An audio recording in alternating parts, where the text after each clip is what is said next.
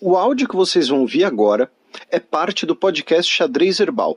Caso vocês queiram ouvir mais sobre esse assunto e outros temas de política internacional, é só ir em xadrezverbal.com. Bem, passemos agora para o cheque, no qual faremos o girão eleitoral.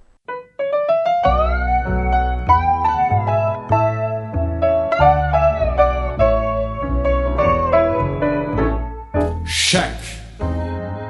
Y el cafillo donde estaba cuando caíste en desgracia, el que siempre acompañaba tus momentos de viudez. Social-democratas alemães e conservadores islandeses ficam em primeiro nas eleições.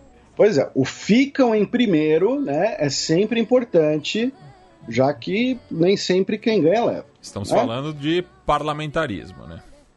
Pois é. Começando pela Islândia, em ordem cronológica, que teve as suas eleições aí no dia 25, 80% do eleitorado compareceu, o que é um número bastante grande, proporcionalmente, e números absolutos, estamos falando de 200 mil pessoas, né? Já que na Islândia é tudo primo. São 63 assentos, ou seja, precisa de 32 para ter uma maioria.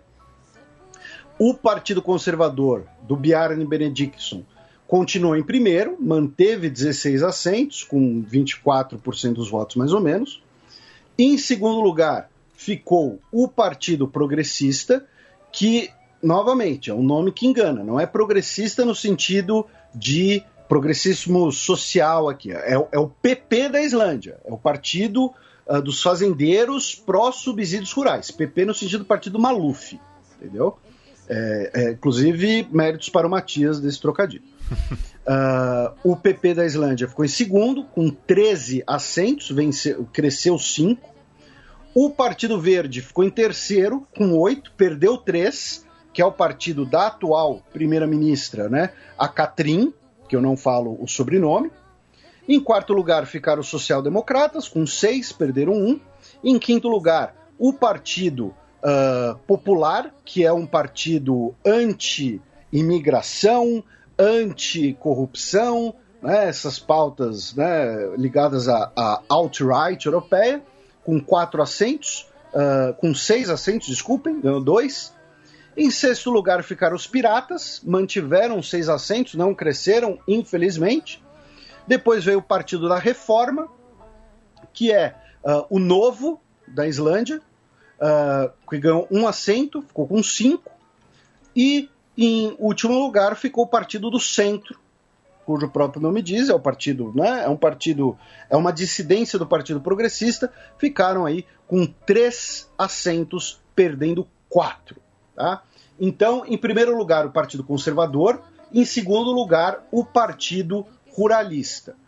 No Brasil, né, você diria que então eles vão formar coalizão. Não necessariamente, porque o Partido Conservador é contra os subsídios rurais, que é a principal pauta do Partido Progressista. Então, o cálculo para formar o governo na Islândia vai ser curioso, porque você precisa ter 32 assentos para ter a coalizão de governo, para ter uma maioria. O Partido Conservador tem 16, o Ruralista tem 13, e depois o Verde tem 8, o Social Democrata tem 6, o Popular tem 6, o Pirata tem 6. Está muito fragmentado.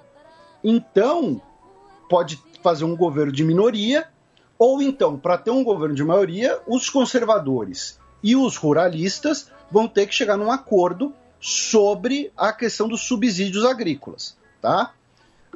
Uma coisa interessante que todo mundo começou, né, a mencionar tal, foi que os resultados preliminares falavam que dos 63 assentos, 33 seriam ocupados por mulheres, tá?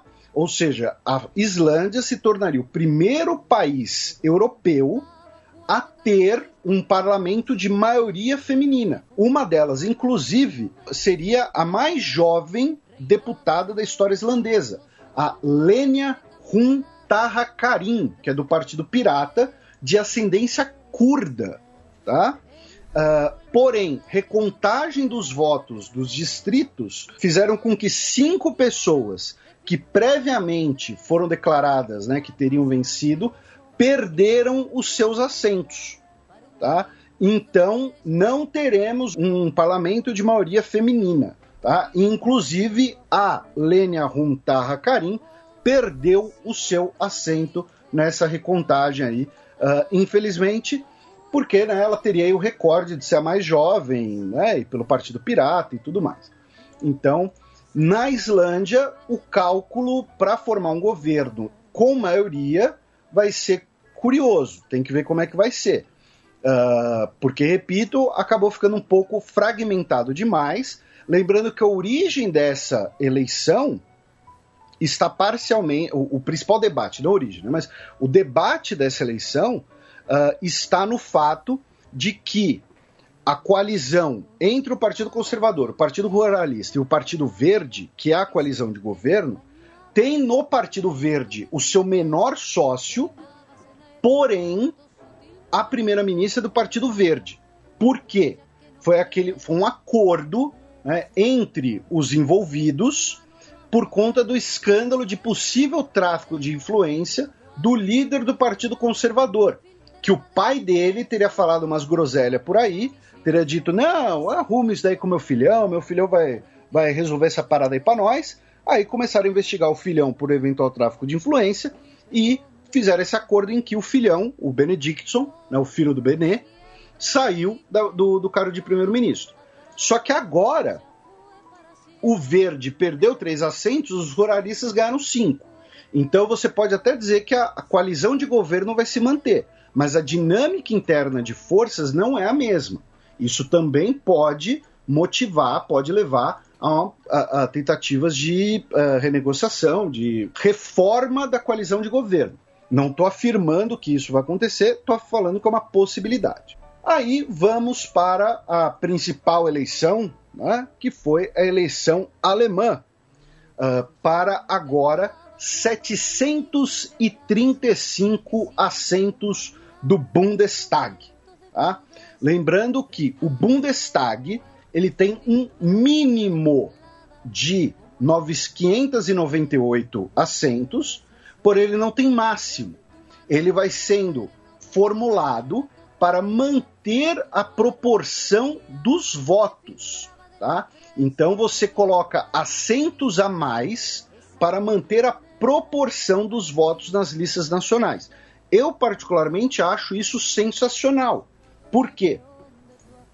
Evita um processo que ocorre no Brasil e que ocorre principalmente nos Estados Unidos, né, com voto distrital puro, que é, se você votou em quem perdeu a eleição, seu voto foi jogado fora, dependendo do cálculo.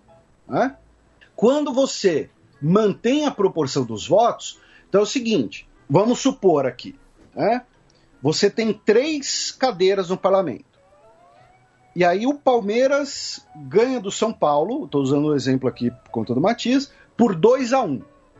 Num cenário em que o vencedor ganha tudo, você vai ter então 3 parlamentares do Palmeiras.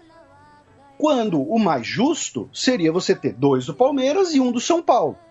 Então, a expansão do parlamento na Alemanha para se adequar à proporção dos votos partidários garante que, mesmo quem votou em alguém que não foi eleito, o seu voto seja contado para representação maior, o que é bastante interessante. Né? Tivemos um comparecimento de 76% do eleitorado, um pouco maior do que na eleição passada, e os social-democratas ficaram em primeiro. Levaram 25,7% dos votos, 5% a mais, foi o seu melhor resultado desde 2005 e levou 206 assentos, 53 a mais.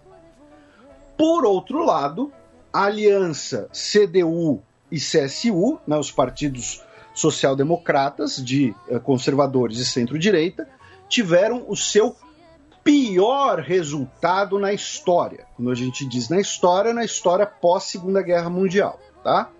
Levaram 24% dos votos, uma queda de quase 9%, perdendo 50 assentos, ficando com 196. Tá? Então, vejam, nós tivemos 10 cadeiras de diferença entre os sociais-democratas e os conservadores, que é mais ou menos os 850 mil votos de diferença entre eles. E em terceiro lugar, não para surpresa dos nossos ouvintes, que sempre estiveram muito bem informados sobre o crescimento verde na Alemanha, né, ficaram os verdes com cerca de 15% dos votos, um crescimento de 6%, levando 118 cadeiras, um crescimento de 51%.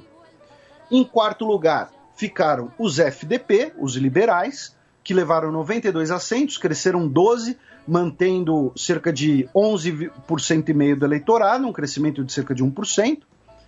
Em quinto lugar, veio a AfD, Alternativa para a Alemanha, perderam 11 assentos, levaram 10% do eleitorado, perdendo 2% do eleitorado.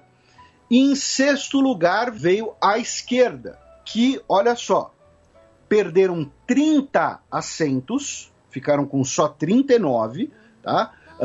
Ou seja, depois da CDU foi a maior derrota, e levaram apenas 4,9% dos votos, perdendo 4%. Ou seja, muito provavelmente o eleitorado da esquerda migrou para os verdes, ou para o SPD por razões pragmáticas, embora tenha uma certa rivalidade, né, entre a SPD e a esquerda em alguns lugares, então eu imagino que eles migraram para os verdes. 4,9% dos votos é menos do que os 5% da cláusula de barreira. Então, a esquerda correu o risco de sumir do parlamento, de não cumprir a cláusula de barreira e, consequentemente, não teria representação. E proporcionalmente foi uma derrota maior do que a aliança da CDU e da CSU, né? Porque você vai de 69 assentos para 39, né? Quase a metade. Isso, exatamente. Enquanto a CSU perdeu ali 1/5 da sua bancada, mais ou menos, 1/4. Então, o que salvou a esquerda foi o fato de que parlamentares da esquerda venceram em 3 distritos eleitorais. Isso faz com que a cláusula de barreira não se aplique. Tá? O que isso quer dizer, então? Vamos supor que um partido não ganha em nenhum distrito, mas ele fica em segundo lugar em vários, com isso ele consegue 10% dos votos. Ele vai estar no parlamento. Agora, um partido que não ganha nenhum distrito e fica ali em quinto, sexto lugar, em vários consegue 4% dos votos. Não cumpriu a cláusula de barreira.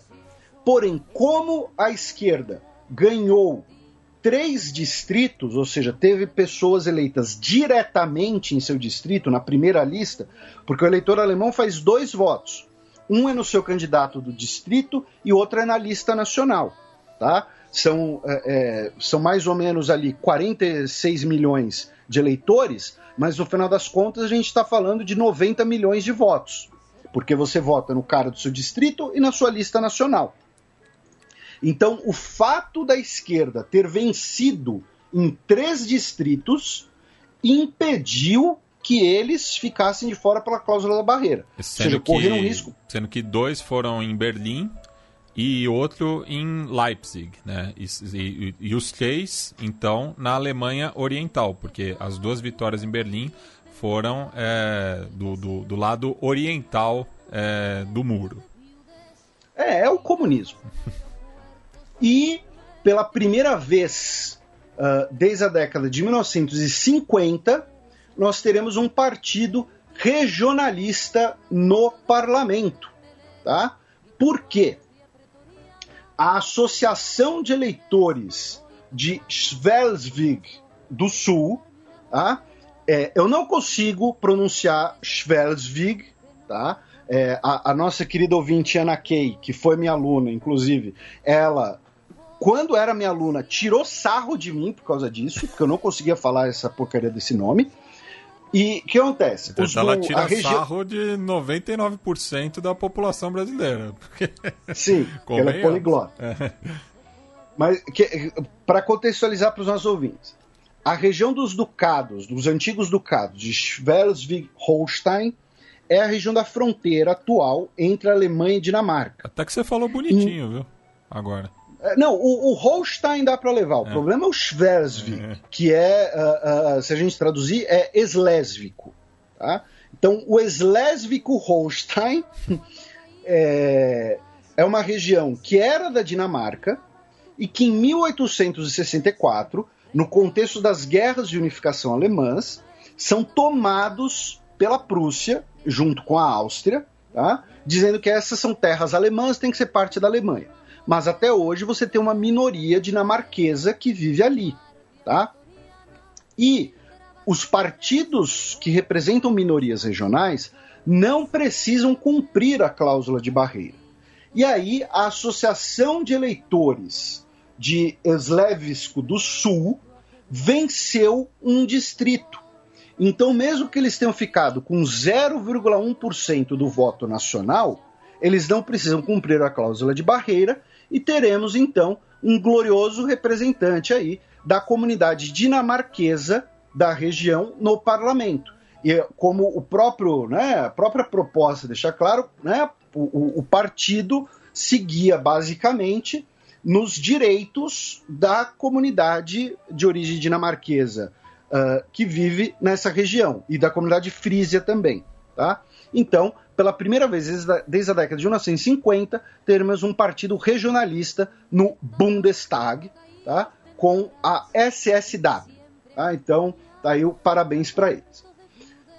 Agora vamos à pergunta de 1 milhão de euros, ou 1 milhão de marcos alemães. De quem será, como será formado o novo governo? O mapa eleitoral da Alemanha ficou muito claro. O sul alemão venceram os conservadores, tá? No caso, na Baviera, a CSU, e no caso dos antigos Baden e Württemberg, a CDU. A região da fronteira do Reno e do Ruhr também deu CDU. Mas dividido, porque você pega ali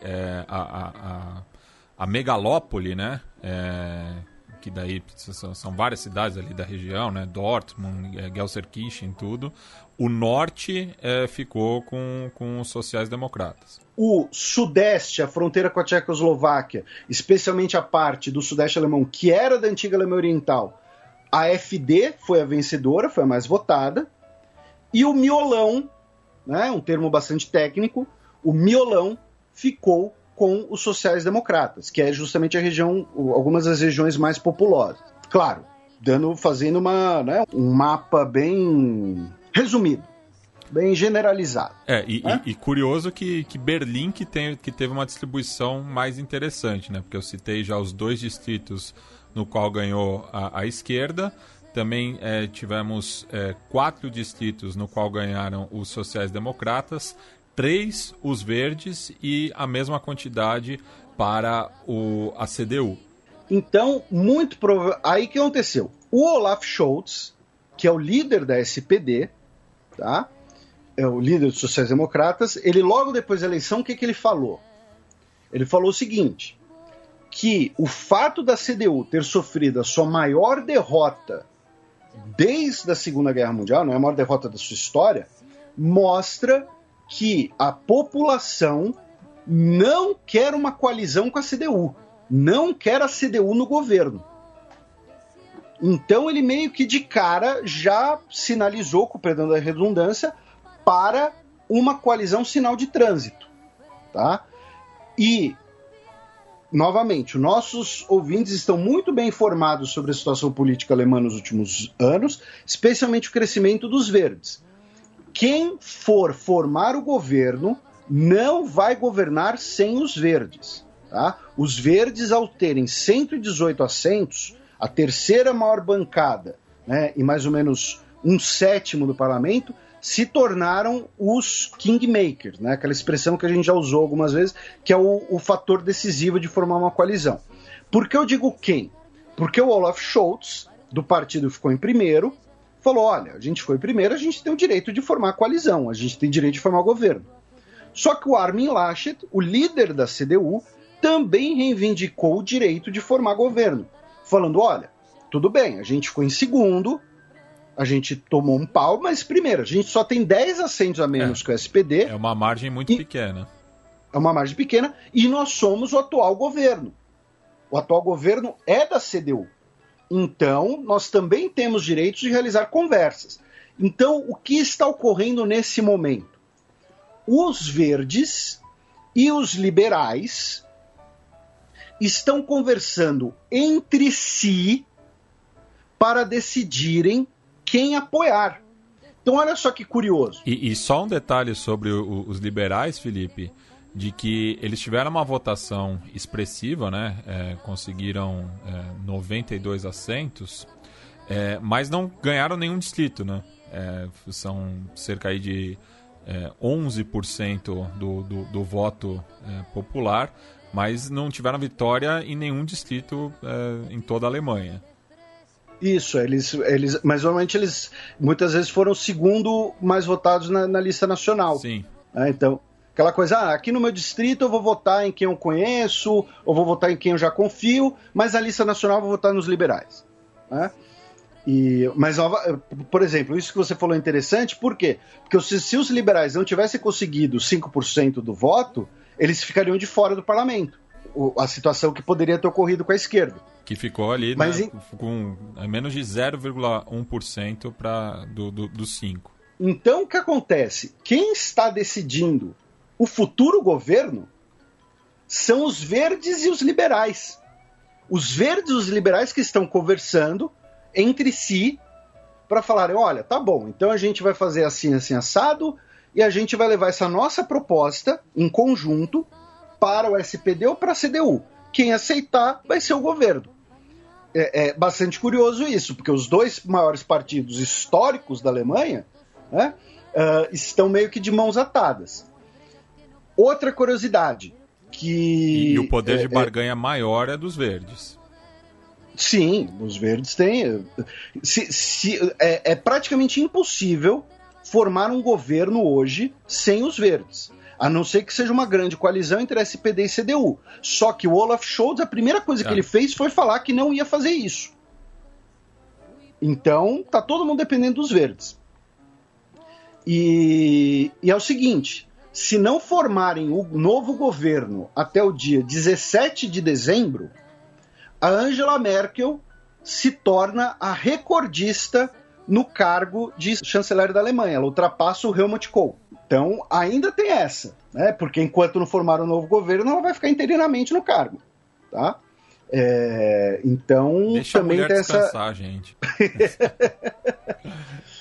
Eu acho que é o partido de Schleswig-Holstein que vai decidir a parada, na verdade. Esse um assento que vai definir os rumos da Alemanha. Diferença. Aí alguns dos nossos ouvintes podem se perguntar, pô, Felipe, mas vocês não falaram da FD e da esquerda.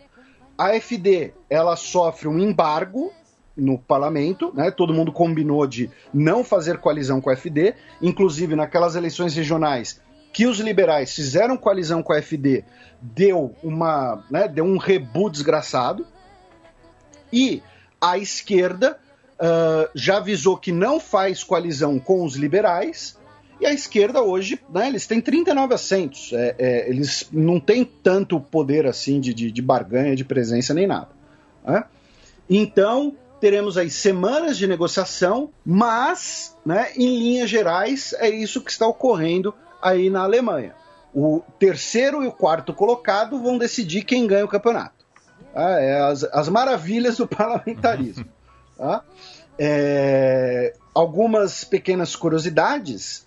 que o distrito, né, que era da Angela Merkel, né, a Angela Merkel vencia, né, da Pomerânia Ocidental, no distrito de Greifswald 1, a Angela Merkel vencia desde 1990, agora será representada pela Anna Kasautsky, tá? Ela que tem 27 anos de idade e ela é do SPD. Então, pela primeira vez aí em 31 anos, a representante do distrito de Greifswald 1, na Pomerânia Ocidental, será a Anna Kasautsky, do SPD. Né? Fica essa pequena curiosidade. Muita gente também compartilhou no Twitter, tal, gráficos de mudanças nos distritos, né, de quem perdeu, quem levou, né, quem perder vai levar, e aí vai ser o dobro e tal. Mas né, aqui não cabe muito a gente entrar em tantos detalhes. Mas aí a gente vai para Berlim, né, ao som de Supla, porque a Francisca Giffey, do SPD, ficou em primeiro para o governo de Berlim. Lembrando que os governos regionais reproduzem a lógica parlamentarista, né? Então você tem os 147 assentos do que seria o parlamento de Berlim, né, que muitas vezes é traduzido como Senado, e desses 147 assentos, quem formar uma coalizão de 74 leva, tá? Compareceram mais ou menos aí 1.800.000 eleitores. A Francisca do SPD ficou em primeiro, perdendo 2 assentos. Em segundo lugar ficaram os Verdes, da Bettina, com 32, vencendo 5. CDU em terceiro lugar, perdendo 1, 30. A esquerda, quarto lugar, 27, perdendo 3. A AfD, maior derrotada dessa eleição, quinto lugar, ficou com 13 assentos, perdeu 12. E os liberais em sexto lugar, mantendo os seus 12 assentos também. O que isso quer dizer? Que muito provavelmente o governo de Berlim será um governo entre SPD e Verdes, tá? E eventualmente vão colocar ali os liberais, mas os liberais nesse caso não têm tanto poder de barganha. Por que isso é importante de registrar?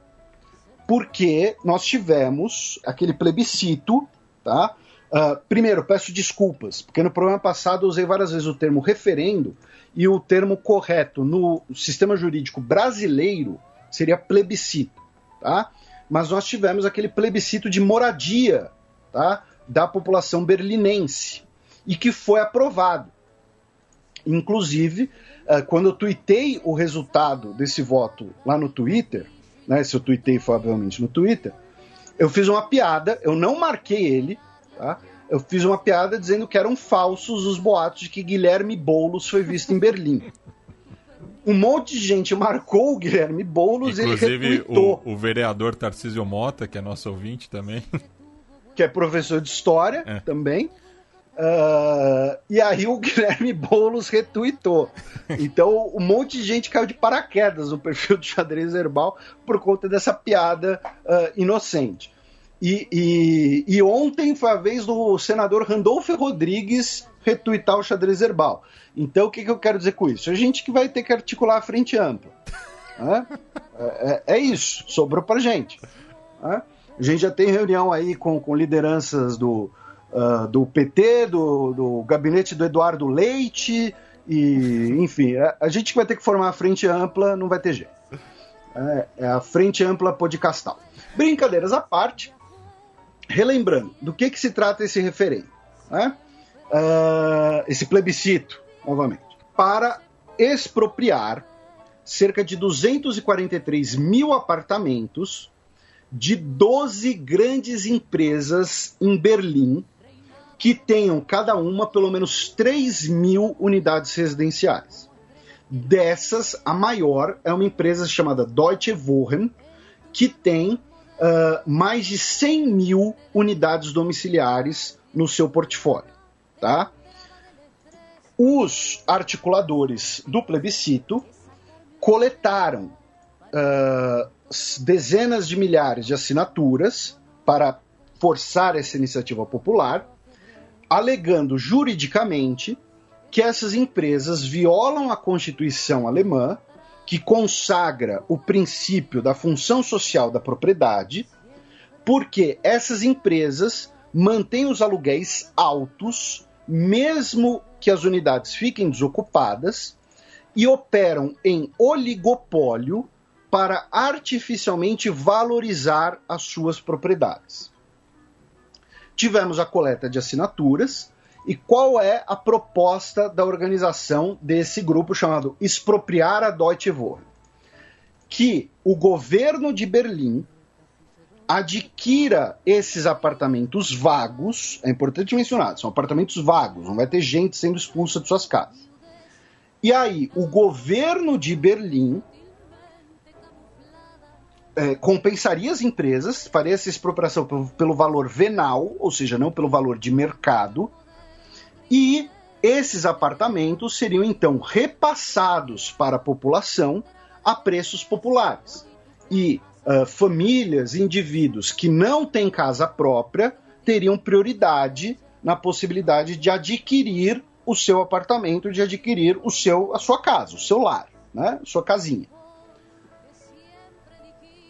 Para que o plebiscito fosse aprovado, além da maioria dos votos, pelo menos 25% dos eleitores tinham que comparecer. No final das contas, 75% dos eleitores votaram, e desses, 59 votaram a favor da expropriação. Mas não tem valor vinculante, ou seja, não vira uma lei. Esse plebiscito provoca o Senado de Berlim a legislar sobre o assunto. E no programa passado a gente fez inclusive a crítica de que as estimativas falavam de um custo para o governo de Berlim entre 7 e 36 bilhões de euros. E por mais que você fale que depois o dinheiro vai voltar com a população comprando os apartamentos, é uma margem de diferença muito grande. E imagine para o nosso ouvinte que ele faz ali uns planos para comprar um carro que custa 7 mil reais. E aí chega no dia, o carro sai 36 mil. Agora troca isso por 7 bilhões para 36 bilhões. É uma margem de diferença muito grande. Isso colabora, inclusive, para as críticas ao projeto. E por que a gente falou das eleições de Berlim? Porque dos grandes partidos, dos partidos que têm representação nacional, só a esquerda e parte dos verdes apoiaram esse plebiscito. O SPD, a CDU, a AfD e os liberais, os FDP, a gente sempre fala isso de piada, né? Mas eles foram contra o plebiscito por diferentes razões, mas foram contra. Então, quando a eleição berlinense resulta em uma provável prefeita do SPD, e a Francisca Giffey já falou contra o plebiscito, dizendo que não é razoável e que causaria um rombo nas finanças de Berlim, é muito improvável que isso vá para frente, pelo menos num curto prazo. A líder dos Verdes, a Bettina, ela disse que é complicado de ser implementado, mas a voz das ruas deve ser ouvida como uma maneira de negociar com as empresas, ou seja, ela já está buscando ali um meio termo. Falou, olha, é muito difícil transformar isso em lei, porém a gente tem que respeitar a vontade popular, então temos que aceitar e negociar com essas empresas. Tá? Curiosamente, a Deutsche Wohnen, eu digo curiosamente por quê? Porque o Matias trouxe a informação de que a esquerda venceu 2 distritos de Berlim Oriental. Muitos dos imóveis que a Deutsche Wohnen tem e adquiriu e especula para aguardar a valorização são da antiga Alemanha Oriental. São inclusive algumas moradias populares que eram do governo da Alemanha Oriental. Foi um ouvinte nosso que reside na Alemanha que trouxe essa informação, inclusive, infelizmente eu não vou conseguir achar o tweet nessa altura do campeonato. Então vejam, é importante destacar algumas coisas, que as empresas seriam compensadas, não é confisco e expropriação não são sinônimos, assim como lucro e remuneração, assim como racismo e injúria racial, não são coisas sinônimos, tá, gente? Então as empresas seriam compensadas e é pelo fato de que a função social da propriedade está na Constituição. Lembrando que um dos primeiros a discutir a função social da propriedade foi o Adam Smith. Tá? Eu, inclusive, na minha coluna de hoje na Gazeta, usei Adam Smith e Churchill para falar desse plebiscito. Porque eles falavam de questões como... Né, o Churchill fala que o proprietário que especula o valor dos imóveis, ele é um parasita. O Churchill, tá? Para vocês terem uma ideia. Por quê? Porque o que valoriza esse apartamento na Alemanha Oriental? É o fato de ter uma nova linha de trem, é o fato de abrir uma balada, de abrir um centro comercial, de reformar uma avenida. Não são as ações da empresa. A empresa se beneficia, a empresa imobiliária nesse caso, se beneficia dos investimentos dos outros. Então, por isso que o Churchill chama isso de parasita. E ele fala que tem que ter grandes impostos para imóveis desocupados, para imóveis inúteis. O Churchill, tá? Eu vou frisar isso bastante, porque hoje em dia você fala essas coisas, né, vira comunismo. Então, o fato da Francisca ter vencido a eleição em Berlim significa que precisa, né, vai dar uma puxada no freio aí desse projeto das residências. Então a gente vai fazer aqui um breve giro mais factual, né? Tivemos eleições locais em Portugal, agora no dia 26 também, em que tivemos uma pequena alteração entre o Partido Socialista, que perdeu 1,6 dos votos totais, e o crescimento do Partido Social Democrata, que é o partido de centro-direita de Portugal, que cresceu 1,8. O Partido Socialista continua tendo o maior número de prefeitos, continua tendo o maior número de vereadores, porém, tivemos um crescimento da oposição e, principalmente, a oposição levou Lisboa. Tá? O Carlos Moedas, ele devia sofrer muito bullying com esse nome, né? Porque, né, é em português, foi ele eleito... não vale um tostão. Ele foi eleito, né, para ser o prefeito de Lisboa. Que Lisboa não é apenas, né, a capital de Portugal, mas é onde vive, basicamente ali, 5% da população. Se a gente pegar a zona metropolitana, então, né, estamos falando ali de 10% da população portuguesa, quase. Então, é bastante importante. Né? O Carlos Moedas foi eleito e o que era o atual prefeito, o Fernando Medina, foi derrotado. Tá? E o Chega, que é o partido do Bolsonaro, né, português, não levou nenhuma prefeitura. Tá? Então, atualizando sobre Portugal. San Marino legalizou o aborto de gestação via um referendo. 77% das pessoas votaram a favor, sendo que teve um comparecimento eleitoral de 41% do eleitorado. Isso significa que 11 mil pessoas votaram a favor. Ou seja, um dia normal na Vila Belmiro. Né? Mas é a população de San Marino. Vai fazer o quê? A Suíça aprovou por larga margem, né, o casamento entre pessoas do mesmo sexo, com mais de 64% dos votos, e rejeitou a iniciativa popular sobre impostos, também com mais ou menos 64% dos votos. Tá? No estado etíope da Somália, né, o estado etíope que tem esse nome, todos os candidatos que não são do Partido Prosperidade, do primeiro-ministro Abiy Ahmed, se retiraram das eleições. Então, todos os candidatos eleitos são do partido do governo, porém se retiraram como protesto contra a guerra civil. A Etiópia expulsou 7 funcionários da ONU do país, dizendo que eles estavam interferindo em assuntos domésticos. No Japão, a eleição interna do Partido Liberal Democrático, o Partido Conservador Japonês, foi para o segundo turno, em que o Kishida Fumio, o ex-ministro de Relações Exteriores, foi então escolhido, né, como o novo presidente do partido e, consequentemente, o primeiro-ministro interino para terminar o mandato do Suga Yoshihide até as eleições de novembro. Tá? Então, assim, ele vai ser o primeiro-ministro interino até por 1 mês e meio, mais ou menos. Aí ele vai ser empossado como primeiro-ministro. Qual vai ser a primeira coisa que ele vai fazer? Galera, dissolver o parlamento e convocar novas eleições. As novas eleições vão ser realizadas em novembro e ele vai ser o candidato do Partido Liberal Democrático, que é o maior partido japonês. Em segundo lugar, ficou o Kono Taro, que era o candidato do Abe Shinzo, e a Takaishi Sanai, que a gente falou bastante, ela foi eliminada no primeiro turno, ela ficou em terceiro no primeiro turno, tá? Mas não levou. E também no Japão, o Yokozuna Hakuho anunciou sua aposentadoria aos 36 anos de idade. Ele que é de origem mongol, seu nome de batismo, né, é Monkbatin Davarjagal. A Mongólia tem uma tradição muito forte em lutas corpo a corpo, né, judô, sambo, luta greco-romana e só lembrando sumo. Que Yokozuna é um título, né? Não é... Ah, isso, muito bem lembrado. Eu falei, mas eu não expliquei, né? Yokozuna é o título que é dado aos melhores e maiores lutadores de sumô. Né? É como se fosse o Pica das Galáxias.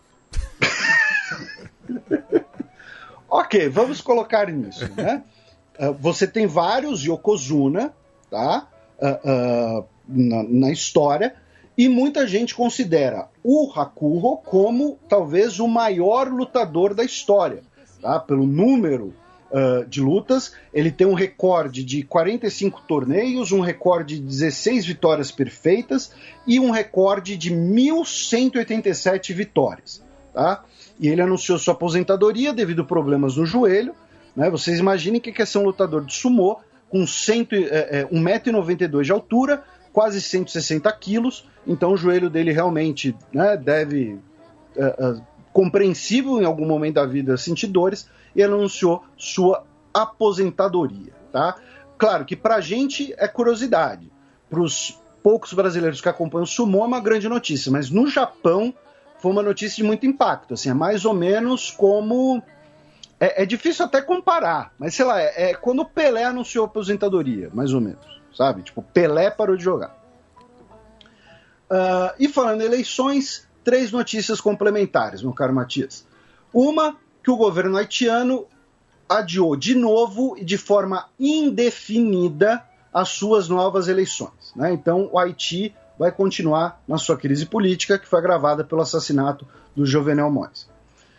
Nesse final de semana agora, teremos eleições para a Prefeitura de Roma, né, na qual a Virginia Hag, do Movimento 5 Estrelas, disputa a reeleição, ela que foi a primeira mulher, né, a se tornar prefeita de Roma, porém as pesquisas colocam ela lá em 4º lugar. Tá? Então é muito improvável que ela seja reeleita prefeita de Roma. E nos dias 8 e 9 de outubro, ou seja, iniciando na próxima sexta-feira, teremos eleições para o Parlamento Tcheco e a formação de um novo governo na Tchequia, tá? As eleições parlamentares gerais nacionais.